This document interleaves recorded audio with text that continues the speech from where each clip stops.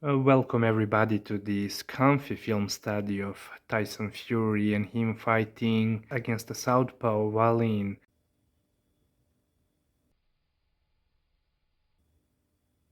One of his favorite ways to keep the distance in between him and his opponent is right after either jabbing or throwing one-twos. He likes to extend his lead arm, stiff arm them on his way out as he's stepping back. Just like here.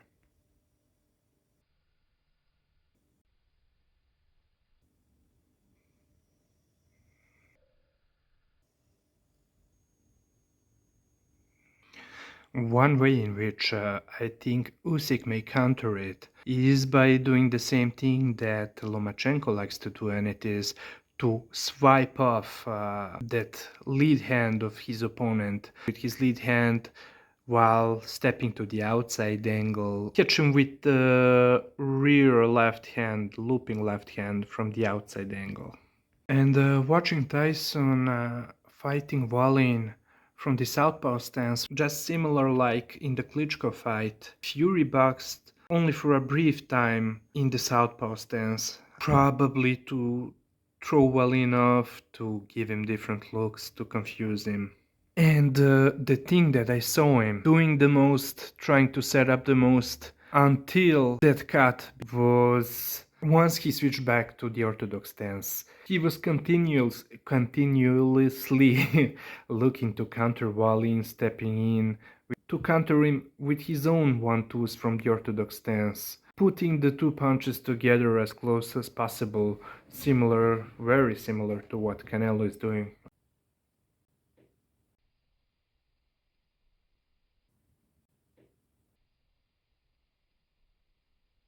He was looking for Wallin to step in behind that jab to get low in that crunching position. And that was the moment where Tyson would shoot a much shorter straight right counter. Not only that, he was countering with jab and straight right, shooting it low, looking to time Wallin crouching and getting down, getting low. But also he was throwing a lot of jabs followed with the right uppercut. But one thing that I want you to pay a close attention to now, the moment he throws that jab and especially straight right, look how upright, not moving Tyson is. Those are quick punches, quick little combo. But the problem for Tyson Fury is that he's right there in front of you, waiting to be hit and countered over that right hand. He's shooting it low, even worse when he's countering with the right uppercut because it's longer. He throws it from a very low position, so a very long traveling distance, especially with his long arms.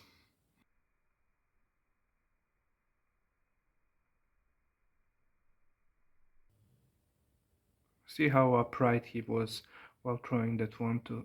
So at the very beginning of the video I told you about how Tyson Fury is keeping the distance when he's choosing, when he wants to stay on the outside. But now I'm going to show you some interesting details of how he likes to close the distance when he's in this orthodox stance. You're about to see him moving along the ropes. He's going to shift his stance into a southpaw, step forward with his right foot in order to smother Wallin with his right shoulder.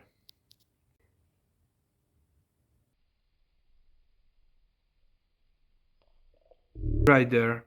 He may just shift his stance, bring his rear right foot forward, and then directly smother him with the right shoulder. Or he can throw the rear hand, straight right uppercut, whatever, and then after that right hand punch, he will shift his stance and step forward with that right foot, turning southpaw and smothering the opponent with his right shoulder.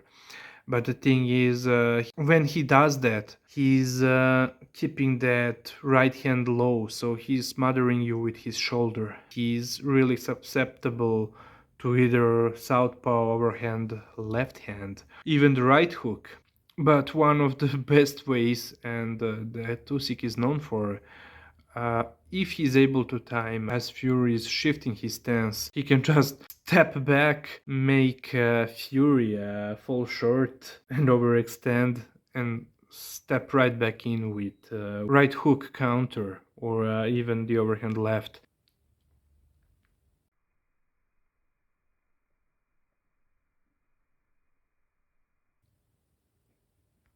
One more thing that Fury is susceptible to was setting him up for the overhand left hand by stepping in behind the jab with that left hand straight left to the body and to his chest. And many times he was looking to block it, to parry it with his rear glove, moving his glove. Once a while, Wallin would surprise him with a looping left hand upstairs, straight left hand upstairs, or even the right jab. So many times Fury would fail at parrying when Wallin would change the levels and get low, making Fury counter him low, but also dropping his rear glove when he was going to block punches, expecting them to come from the low angle.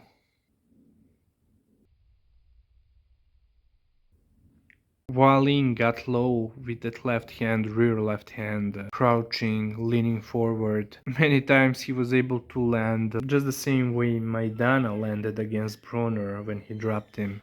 The way he blocks punches with the rear hand, it can easily be manipulated. I mean, just recall the Bellew fight. It was the same thing. Alexander was shooting the rear left hand straight, and he made Tony Bellew get used to the southpaw straight lefts, and then the way he knocked him out was by looping that left hand and shooting it around his guard.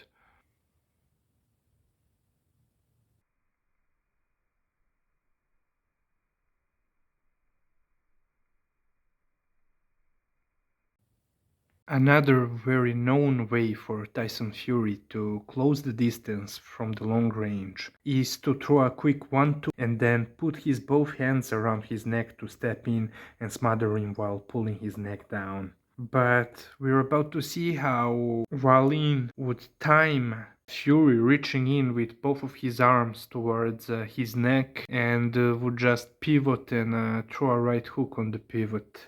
Here it comes. Here.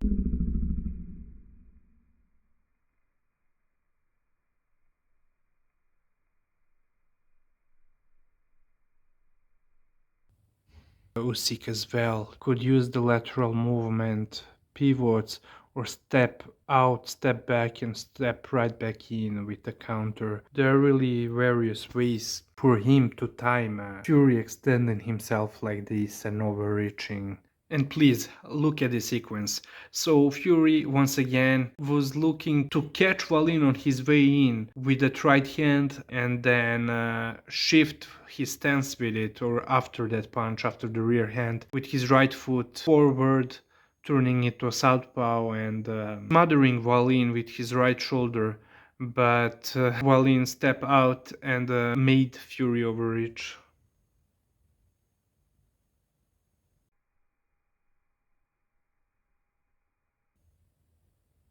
Look right now how Fury is going to throw that setup jab and follow it with the right uppercut. And from how low he's throwing that long right uppercut, and at the same time how he's there to be hit with a counter. Here it comes. Here. Here.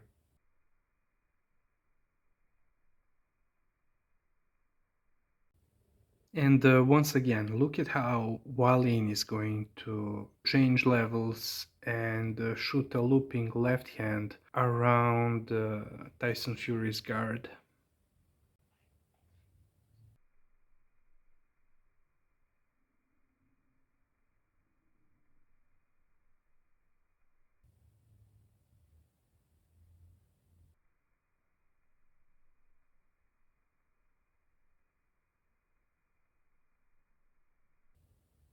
In this following sequence, you're going to see Tyson Fury, who steps in with a jab, and after his jab, he was looking to throw the right hand and shift his stance, turning to southpaw, stepping in closer to Wallin, smothering him with his right shoulder.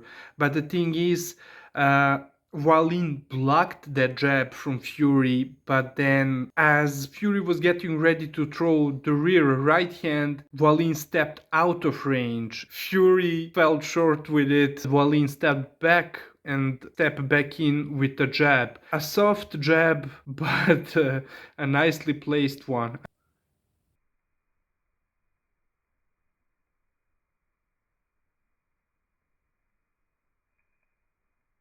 One more time.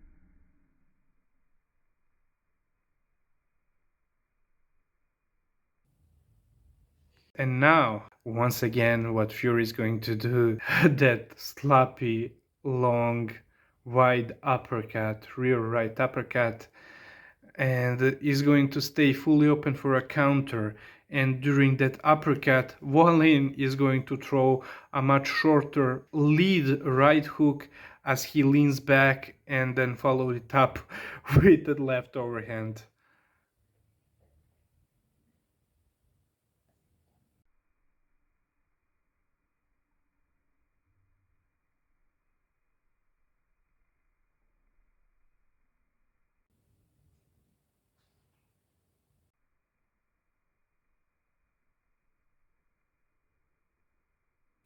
In this sequence, Fury will again start with jab, look to follow up with the right hand, and then shift his stance, coming forward, stepping toward Wallin with the right hand to smother him with the right shoulder from the southpaw stance. But once again, Wallin timed it and leaned back and then stepped back in with the counter jab.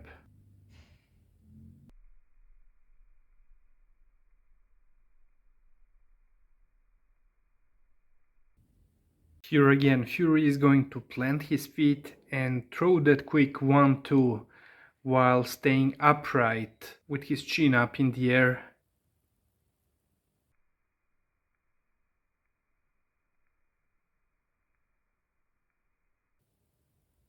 Again, Otto Wallin timing that rear hand from Fury.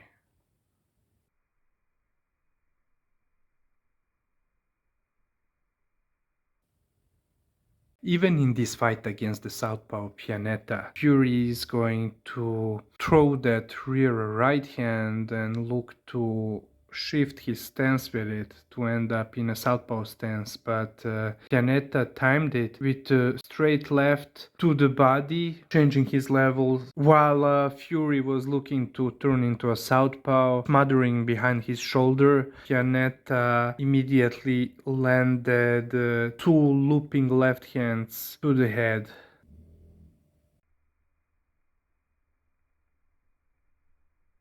Body, whoop, whoop.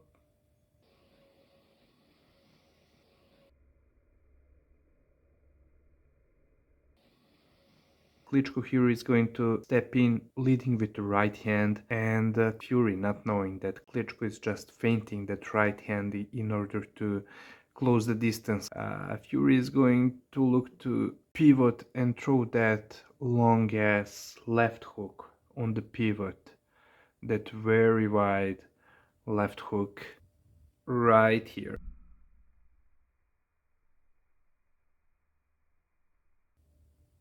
What Vladimir did was he feinted that right hand in order to step in and follow it up with a very quick short left hook. And it's another case of going low, changing levels, and then coming up the top. And another case of punching with Fury. Although I must admit that I haven't seen Fury using that wide hook against the southpaw Wallin.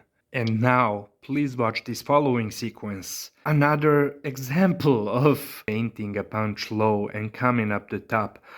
Very reminiscent of what Maidana did to Adrian Bronner.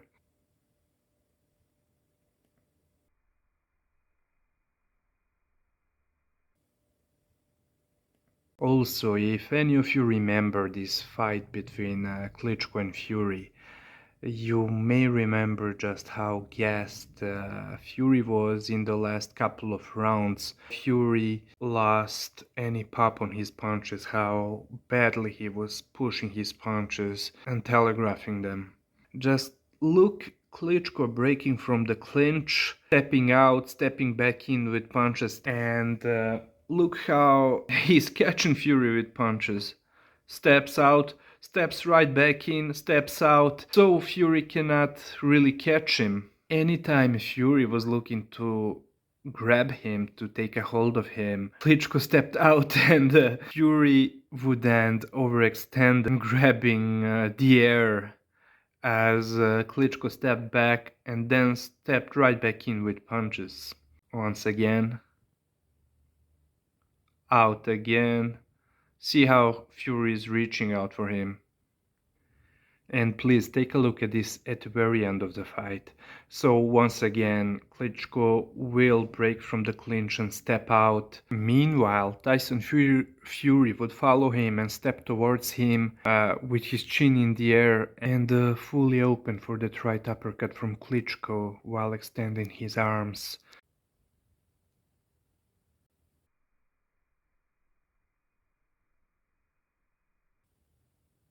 In this third round against Klitschko, it was probably the only entire round he boxed from the southpaw stance. From the looks of it, the difference in his southpaw and orthodox stance is that when he's in the orthodox stance, he's much more herky-jerky and willing to step forward with those stutter steps to step forward and set up his offense, try to set up punches. At least in the orthodox stance, he has a tendency to step forward behind those stutter steps and try to set up something with feints, etc.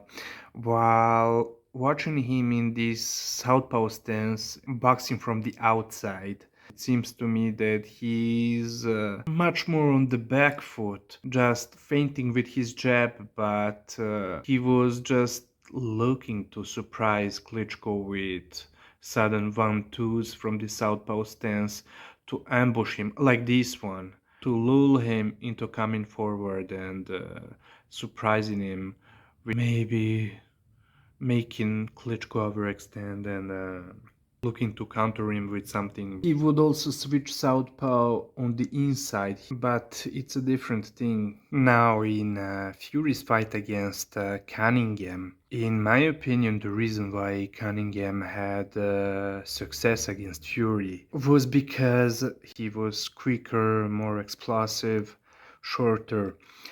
Cunningham was doing a couple of things. He was countering Fury, punching with Fury. He was getting low. He was throwing punches from all the angles, different angles, weird angles. Plus, he was using his superior hand speed at mid-range to beat him to the punch. So, those are some of the similarities with Usyk. Cunningham's success came from those things that I mentioned to you, and that's exactly how Fury changed the fight when he realized that he had to close the gap and make it ugly no matter what in order to deny Cunningham those opportunities at mid-range by getting dirty, roughing him up and clinching him. He was denying Cunningham the space to work to throw punches.